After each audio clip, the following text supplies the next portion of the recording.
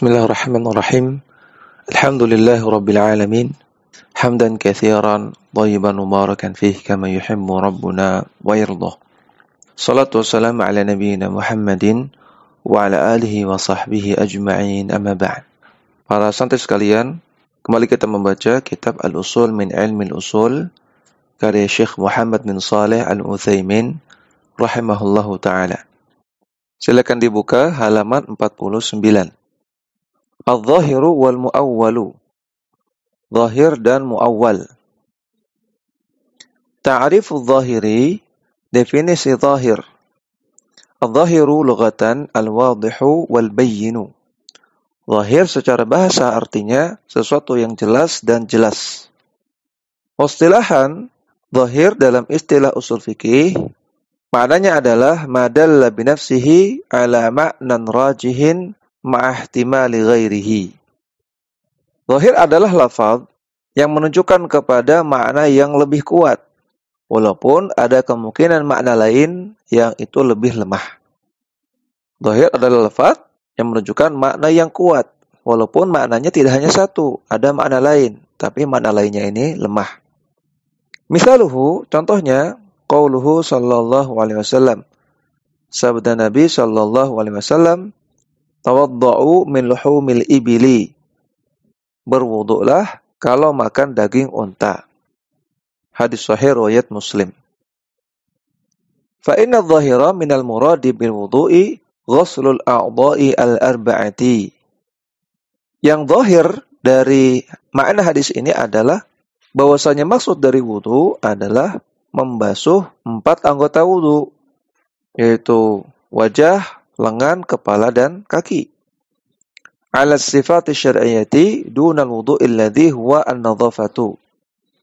Sesuai dengan tata cara yang disyariatkan dalam syariat, bukan wudu dalam artian membersihkan diri. Tawadda'u di sini maksudnya adalah berwudu dengan tata cara wudu yang syar'i, bukan sekedar membersihkan diri. Nah, inilah makna yang jelas yang bisa kita maknai dari lafaz. Itulah hakikat dari zahir. Zahir adalah makna yang jelas yang langsung bisa kita simpulkan dari teks, dari lafaz. Fa kharaja bi qaulina, dan dalam perkataan kami di atas, ma dalla bi nafsihi ala ma'nan. Lafaz yang dengan sendirinya menunjukkan ke suatu makna. Maka tidak termasuk di dalamnya al-mujmalu. Mujmal tidak termasuk zahir. Li'annahu la yadullu 'ala al-ma'na bi nafsihi. Karena lafaz mujmal tidak menunjukkan kepada suatu makna yang tertentu dengan sendirinya. Dia masih butuh lafaz yang lain. Wa kharaja bi qaulina rajihun. Dan dalam perkataan kami di atas, rajihun, makna yang rajih, makna yang kuat, tidak termasuk di dalamnya al-mu'awwalu, lafaz mu'awwal, yang nanti akan kita bahas. Li'annahu yadullu ala ma'nan marjuhin laula al-qarinatu. Karena makna mu'awwal itu menunjukkan kepada makna yang marjuh, yang lemah. Kecuali ada qarinah, kecuali ada indikasi-indikasi yang lain. Wa kharaja bi qaulina ma'ahtimali ghairihi. Dan dalam perkataan kami di atas, ma'ahtimali ghairihi, dengan adanya kemungkinan makna yang lain, sehingga tidak termasuk di dalamnya an-nassu sharihu, nas yang sharih. Nas yang sharih ini tidak disebut dengan zahir atau mu'awwal. Li'annahu la yahtamilu illa ma'nan wahidan. Karena nas yang sharih itu tidak memiliki kemungkinan kecuali satu saja. Tidak multitafsir, tidak ambigu, tidak bercabang maknanya. Kemudian al-amalu bil-zahir, menyikapi dalil yang zahir. Al-amalu bil-zahiri wajibun.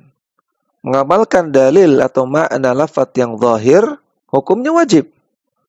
Illa bidalilin yusarrifuhu an zahirihi. Kecuali ada dalil yang lain yang menyimpangkan maknanya dari makna zahirnya kepada makna mu'awwal. Hukum asalnya wajib memaknai teks secara lahiriah, secara zahir. Kecuali ada dalil yang lain yang menunjukkan maknanya tidak sesuai dengan zahirnya. Li'anna hadhihi tariqatus salafi. Mengapa wajib untuk memaknai teks Al-Quran dan hadis pada asalnya secara zahir. Karena ini adalah metode para salafus saleh. Wali annahu ahwatu wa abra'u lidhimmati. Dan juga dengan memaknai Al-Quran dan hadis secara zahirnya, ini lebih hati-hati, lebih ahwat, dan lebih terlepas dari tanggungan. Karena kita bisa berhujjah di hadapan Allah Subhanahu wa Ta'ala. Bahwasanya, ya Allah, aku mengamalkan seperti ini sebagaimana yang aku pahami dari teks ayat, sebagaimana yang aku pahami dari teks hadis. Karena itulah makna zahirnya. Maka kita lebih lepas dari tanggungan dan lebih jauh dari dosa. Karena kita mengamalkan sebagaimana makna zahir dari Al-Quran dan hadis. Wa aqwa fit ta'abudi wal inqiyadi. Dan lebih kuat motivasinya untuk melakukan ibadah dan melakukan ketaatan. Misalnya ketika kita ditanya, kenapa kamu kok sholat? Maka kita dengan mudah menjawab, saya sholat karena Allah Ta'ala katakan, wa aqimus sholah, dirikan sholat. Ini kan makna zahir. Sehingga kita sholat lebih kuat motivasinya, karena kita tahu ada teks yang memerintahkan kita untuk sholat. Dan kaidah dalam ilmu balaghah, yaitu al-aslu fil lafzi adz-zahiru. Hukum asal suatu lafaz itu harus dimaknai secara zahirnya. Hukum asal suatu lafaz dimaknai secara zahirnya. Tidak boleh memaknai dengan makna yang lain, makna yang bukan zahir, kecuali ada indikasi. Sebagaimana sudah kita bahas di awal-awal pelajaran. Kemudian, ta'riful mu'awwali, definisi mu'awwal. Al-mu'awwalu lughatan, mu'awwal secara bahasa artinya minal awwali wa huwa ar-ruju'u. Mu'awwal dari kata-kata al-awwal, yang artinya adalah ar-ruju' kembali. Al-mu'awwal artinya yang dikembalikan. Wastilahan secara istilah, al-mu'awwal adalah ma hummila lafdhuhu 'alal ma'nal marjuhi. Mu'awwal adalah teks atau lafaz yang maknanya dibawa kepada makna yang marjuh, makna yang lemah, atau makna yang jauh, bukan makna yang dekat. Contohnya seperti yang sudah kita pernah bahas, al-asad secara zahir artinya singa. Nah, tapi ketika al-asad dimaknai sebagai laki-laki yang pemberani, maka ini makna mu'awwal. Dan proses membawa kepada makna mu'awwal ini namanya ta'wil. Ta'wil artinya sarful lafzi minal ma'na rajihi ilal ma'na marjuhi. Memalingkan makna suatu lafaz dari makna yang kuat ke makna yang lemah. Itu definisi ta'wil. Seperti tadi, al-asad asalnya, zahirnya, maknanya adalah singa, binatang. Nah, ketika dimaknai al-asad itu artinya adalah lelaki pemberani, maka ini bentuk ta'wil. Fa kharaja bi qaulina 'ala al-ma'na al-marjuhi an-nassu wadh-dhahiru. Dalam definisi di atas, dalam perkataan 'ala al-ma'na al-marjuhi tidak termasuk di dalamnya nas dan zahir. Berarti nas dan zahir itu bukan mu'awwal. Amma an-nassu fali'annahu la yahtamilu illa ma'nan wahidan. Adapun nas, karena nas itu tidak mengandung makna kecuali satu saja. Tidak punya makna lain, tidak bercabang maknanya. Wa amma adh-dhahiru fali'annahu mahmulun 'alal ma'na ar-rajihi. Adapun zahir, kenapa dia tidak dikatakan mu'awwal? Karena dia mengandung makna yang kuat, makna yang rajih. Sedangkan mu'awwal itu mengandung makna yang marjuh. Wa ta'wilu qismani. Dan ta'wil ada dua macam. Memaknai sebuah lafaz dengan makna marjuhnya. Namanya ta'wil tadi. Ini ada dua macam. Yang pertama, sahihun maqbulun. Takwil yang sah dan diterima.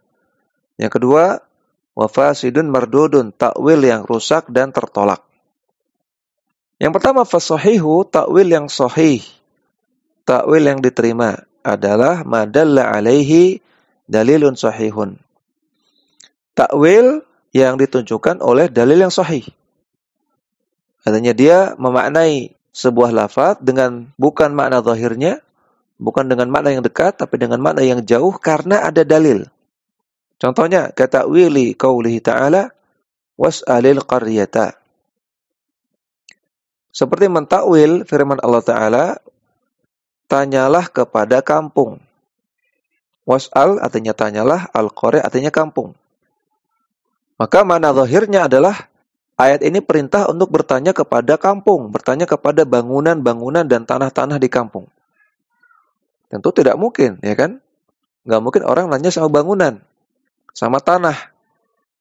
Ila makna was'al ahlal qaryati. Nah, ayat ini ditakwil kepada makna yang marjuh, makna yang jauh, yaitu tanyalah kepada penduduk kampung, ahlal qaryah. Kenapa kita maknai dengan makna yang marjuh, makna yang jauh, bukan makna zahir?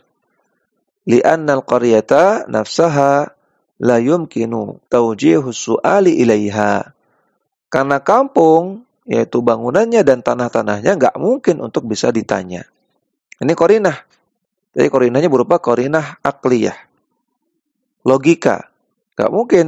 Kampung kok ditanya. Bangunan kampung kok ditanya. Tanah kampung kok ditanya. Nggak mungkin. Maka bukan itu makna yang dimaksud. Makna yang dimaksud adalah penduduk kampung. Yang kedua, wal fasidu.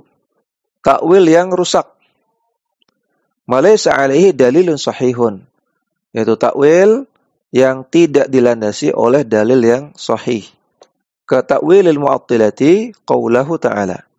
Sebagaimana takwil yang dilakukan oleh orang-orang mu'attilah, sekte mu'attilah. Di antaranya sekte Asy'ariyah dan juga sekte Maturidiyah. Yang mereka mentakwil firman Allah Ta'ala, Ar-Rahmanu 'alal 'arsy istawa. Ar-Rahman yaitu Allah, 'alal 'arsy di atas arsy, istawa beristiwa. Surat Thaha ayat kelima. Makna zahir dari ayat ini adalah Allah menetap di atas arsy. Allah Maha Tinggi menetap di atas arsy. Ini makna zahirnya. Namun orang-orang Mu'attilah mentakwil ila makna istaula. Mentakwil istawa menjadi istaula. Istawa artinya menetap di atas sesuatu. Istaula artinya menguasai. Jadi mereka mengubah makna istawa menjadi menguasai. Padahal istawa artinya menetap. Allah menetap di atas arsy. Itu makna zahirnya. Tapi mereka mentakwil menjadi Allah menguasai arsy. Waswabu anna ma'nahu al-'uluwu wal istiqraru min ghairi takyifin wala tamthilin. Makna yang benar dari ayat ini adalah bahwasanya Allah Subhanahu wa taala 'ulu, Maha Tinggi. Wal istiqrar, dan Allah menetap di atas arsy. Tanpa kita membagaimanakan, tanpa takyif, tanpa menggambarkan, mendeskripsikan dan membayangkan bagaimana istiwa Allah di atas arsy. Yang penting Allah istiwa di atas arsy, tentang bagaimana kita nggak tahu. Yang penting kita imani bahwasanya Allah istiwa di atas arsy karena Allah yang sebutkan demikian. Wala tamthilin, dan tanpa menyamakan istiwa Allah dengan istiwa makhluk. Allah menetap di atas arsy tidak sama dengan kita menetap di atas kursi kita. Beda. Sama-sama menetap tapi beda. Karena Allah tidak sama dengan makhluknya. Maka takwil terhadap ayat ini takwil yang sesat, takwil yang rusak, takwil yang tidak diterima. Kalau ada yang mengatakan pada contoh yang pertama diterima takwil dengan indikasi logika, dengan qarinah berupa logika bahwasanya nggak mungkin bangunan atau tanah kampung ditanya. Kemudian pada contoh yang kedua, apakah juga bisa digunakan qarinah atau indikasi berupa logika dengan mengatakan bahwasanya nggak mungkin Allah istiwa di atas arsy. Sehingga makna istiwa harus ditakwil menjadi istaula. Maka jawabannya, apa yang nggak mungkin bagi Allah Subhanahu wa taala? Kalau bangunan dan tanah kampung memang nggak mungkin untuk ditanya-tanya. Ini sepakat oleh orang yang berakal. Adapun Allah istiwa di atas arsy, apakah ini nggak mungkin? Ya mungkin saja. Kenapa nggak mungkin?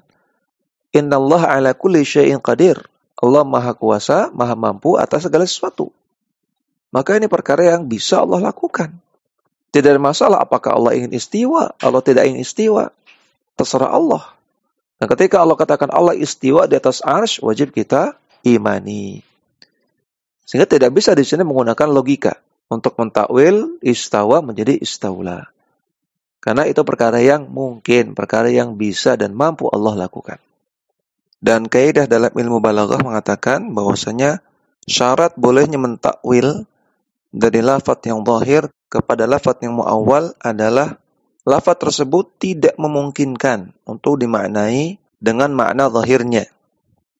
Ketika tidak memungkinkan, baru ditakwil kepada makna muawwal. Seperti tadi, lafaz al-asad. Kalau ada perkataan, aku melihat al-asad sedang berkhutbah di atas mimbar. Maka kata-kata al-asad di sini nggak mungkin dimaknai secara zahir. Karena nggak mungkin ada singa berkhutbah.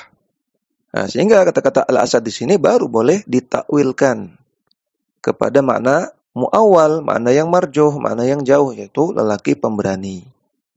Adapun Allah Subhanahu wa taala istiwa di atas arsy, apakah ini enggak mungkin dimaknai secara zahir? Jawabannya mungkin saja. Mungkin bagi Allah untuk istiwa di atas arsy, tidak ada halangan bagi Allah. Allah Maha mampu. Oleh karena itu, tidak boleh ditakwil kepada makna yang lain. Dan juga tidak ada para salaf dari kalangan sahabat, dari kalangan tabi'in ataupun tabi'ut tabi'in yang memaknai istiwa dengan istaula. Maka ini adalah tafsiran yang bid'ah, yang menyelisihi akidah Ahlussunnah wal Jamaah. Demikian yang bisa kita bahas, mudah-mudahan bermanfaat. Wassallallahu ala nabiyyina Muhammadin wa ala alihi wa sahbihi wasallam.